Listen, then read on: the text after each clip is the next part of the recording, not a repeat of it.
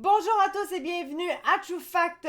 Alex Bissonnette, le grand tueur de la mosquée de Québec, qui avait quand même tué 6 personnes pendant la prière du soir, il a fait sa demande pour changer de prison. Actuellement, il est dans une prison à sécurité maximale où est-ce que les plus grands tueurs y sont et il voudrait tout simplement aller dans une prison moyenne. Donc ça vient du Journal de Québec, ça a été écrit par Camille Payan et on va lire ça ensemble.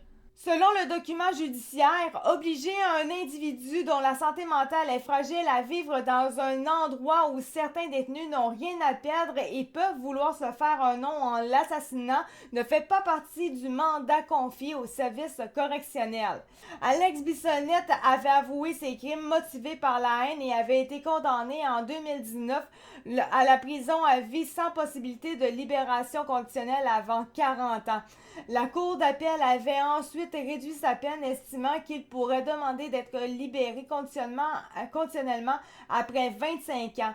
Au niveau de sa santé mentale, le tueur de 36 ans a été détenu au Centre régional de santé mentale à Sainte-Anne-des-Plaines entre 2019 et 2023 puisqu'il était fragile et souffrant. Il était aux prises avec un trouble de santé mentale probable non traité depuis plusieurs années. Dès 2021, son équipe clinique souhaitait un transfert vers une unité de soins de santé mentale d'un établissement à sécurité moyenne situé à proximité.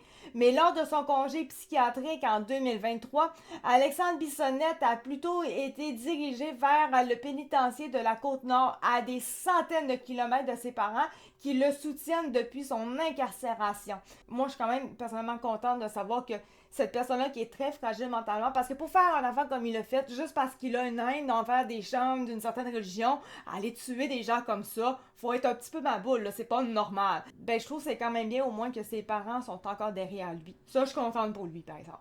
Code de sécurité. Dernièrement, l'équipe de gestion de cas du meurtrier a encore une fois déterminé que sa cote de sécurité était estimée à modérée. Mais la direction de l'établissement de Port-Cartier a plutôt choisi de faire sa propre analyse du risque afin de conclure que le meurtrier devait demeurer dans un pénitencier à sécurité maximale.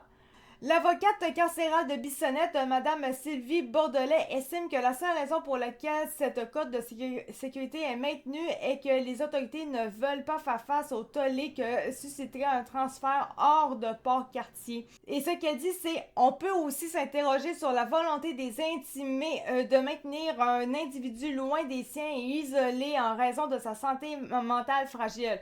J'avoue que ça, c'est pas une bonne idée. Si t'as la santé mentale qui est fragile, t'as clairement besoin des gens qui te supportent. On s'entend. Ne serait-ce pas une forme de discrimination ou simplement un traitement cruel et inusité?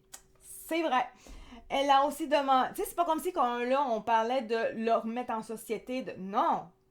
C'est juste de changer de prison. D'aller de maximal à moyenne. C'est tout.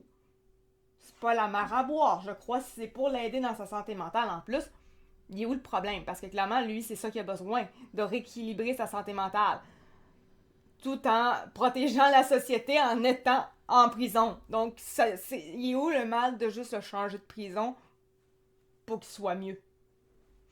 Elle a ainsi demandé à un juge d'ordonner qu'Alexandre Bissonnette soit transféré de pénitencier. La requête sera débattue ultérieurement au Palais de justice de Québec. Et elle pourra faire une demande de libération conditionnelle en 2042. Ok, bon, ben c'est correct. Fait regarde, on va attendre tout simplement la fin de cette histoire-là. On verra bien la suite. Voilà.